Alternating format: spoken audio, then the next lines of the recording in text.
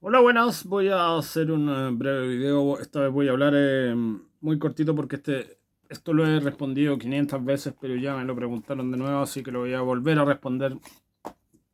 Que mucha gente le llama la atención cómo alguien puede ser libertario y conservador, ¿no es cierto? Bueno, de partida yo no soy libertario, pero sí tengo una noción económica, por decirlo así, más parecida a un libertario que a otra cosa. Pero es una visión utilitaria, en el sentido que uno entiende que es lo que mejor funciona, es la propiedad privada, capitalismo y lo que se llama libre mercado. Que en eso sí uno podría tener un poco más de matices, ¿no es cierto? Sobre todo viendo la realpolitik, porque el libre mercado siempre es hasta por ahí nomás, a nivel internacional estoy hablando. Porque siempre entran en consideración otros temas, por ejemplo ahora con la guerra Rusia con Ucrania, los adalides del libre mercado le deberían seguir comprando a Rusia, ¿no es cierto? Pero no lo hacen porque por un tema político.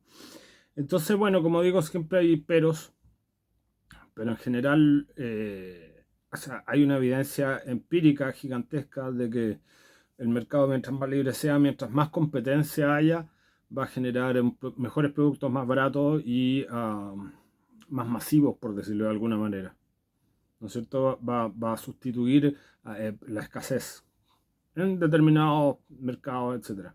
Incluso países relativamente pobres como Ucrania son súper importantes en el entramado mundial, por ejemplo, con respecto a los aceites y otros temas que lo hemos visto acá en nuestros bolsillos. Y conservador, ¿cómo pega ser, digamos, alguien proclive al libre mercado o a la economía capitalista?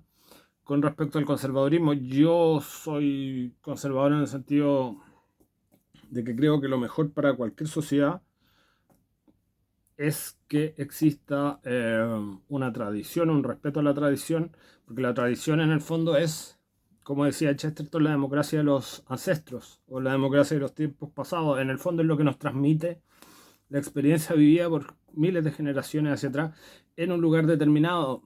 Eso también me diferencia a mí de otros libertarios, que yo no soy nacionalista, pero sí tengo un sentido de la comunidad y de las diferencias y especificidades locales. Yo no creo que haya leyes universales para todos los países, ni que todas las culturas sean iguales, ni que valgan lo mismo.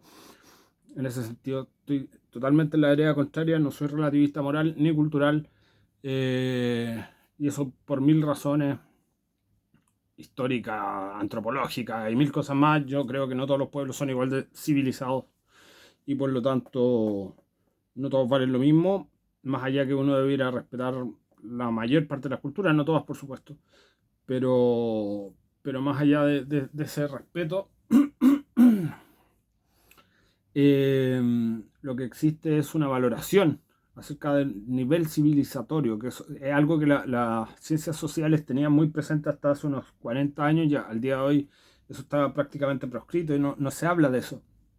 Desde que la izquierda postmoderna se ha tomado prácticamente las universidades en Occidente sobre todo. Porque esto tú vas a Asia y todavía hablan de eso. En Occidente muy poco porque, bueno, como se sabe, después del mayo del 68 la izquierda postmoderna se tomó prácticamente todas las universidades y prácticamente lo único que te enseñan en la escuela de Frankfurt y de constructivismo. Así que eso, o sea, valoración de las diferentes civilizaciones en su mérito, digamos, no teniendo tampoco un supremacismo cultural como tienen otras personas, pero entendiendo que sí hay escalas y sí hay escalas evolutivas y civilizatorias. Esa es mi visión personal y yo creo que hay gente que le llama a eso paleolibertario, eh, pero yo creo que voy más allá de paleolibertario. O sea, yo ni siquiera me considero conservador, yo soy tradicionalista, porque yo tengo una crítica general a todo lo que es el mundo moderno entendido por el mundo político actual como lo conocemos, que empieza justamente la Revolución Francesa. Uno se planta, digamos, con la gente de la Vendée, con la gente contrarrevolucionaria, con la gente del Sagrado Corazón de Jesús, la gente que estuvo en contra de la Revolución Francesa, y reivindica también la tradición histórica occidental de Europa, y eso, básicamente eso. Eso. Pero eso no significa que sea estatista. Eso no significa que uno esté en una línea de la izquierda ni en una línea de nada. No, uno está previo a eso, previo a la división de izquierda-derecha, incluso que comience la Revolución Francesa. Esa es mi postura, pero eso no, en ningún momento es contradictorio con el libre mercado. O sea, no veo cuál es la duda de la gente que no entiende eso. No porque sean ideologías menos populares al día de hoy son menos válidas, digamos. Esa es la ideología que tengo yo, digamos. Tampoco soy un ultracatólico en el sentido que no creo que la iglesia tenga la razón siempre en todo, más allá de que valoro enormemente el desarrollo intelectual que ha tenido la Iglesia Católica como referente cultural de todo Occidente de los últimos 2000 años, que no hay ninguna otra institución en el mundo que ha sido capaz de pensar y filosofar durante 2000 años acerca de todos los problemas de la humanidad.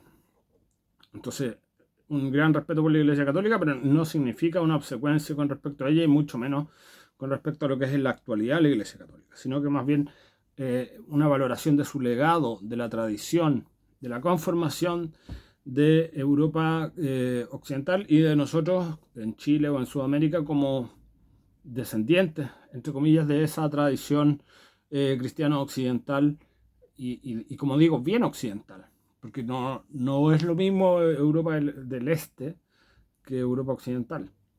No es lo mismo, no ha tenido los mismos resultados, no son sociedades similares, digamos. Así que en el fondo, si me preguntas cuál es la ideología, esa es la ideología, digamos, pre-revolución francesa. Más o menos valorar lo que existía justamente antes de eso. Y por eso uno está fuera del nazismo, del liberalismo, del socialismo o comunismo, que son los tres grandes grupos que surgieron a partir de la Revolución Francesa, ¿no es cierto? El nacionalismo, en el romanticismo, y por el lado del racionalismo surgió tanto el liberalismo como el socialismo. Esas fueron las tres vertientes que salieron de ahí. Y claro, uno está previo a eso. Yo lo que reivindico es lo que había antes. Una descentralización real y efectiva, una valoración de los pueblos, de los parlamentos locales, de la descentralización real que existía, incluso en la época que nos hablaban del totalitarismo, o sea, perdón, del absolutismo monárquico. En esa época los vecinos tenían más poder del que tienen ahora. Y eso es para romper algunos mitos. En esas cosas yo entronco mucho con los hispanistas, por ejemplo, que están bastante de moda en el último tiempo. Obviamente valorando mucho más lo que fue la casa de Austria, los Habsburgo, que los Borbones. Pero los Borbones siguieron por lo menos en la línea española con algunas de estas tradiciones, incluso la línea francesa, que fue la más moderna, entre comillas, de todas las casas reales. Igual mantuvieron por lo menos algunas cosas que son bien interesantes: los parlamentos locales, las lenguas locales, las tradiciones, el hecho de que la gente se manda a sí misma y que no dependa de un centralismo estatal que, como digo, fue mucho más absolutista después de la Revolución Francesa que antes, a pesar de que nos cuentan que los reyes franceses eran súper absolutistas. Bueno, después la República fue 1000 veces más absolutista y se arrogaba la capacidad de legislar por todas las personas, independientemente de donde vivieran, de sus gustos personales, de sus diferencias locales, etc. Esa es la visión tradicionalista. Muchas gracias.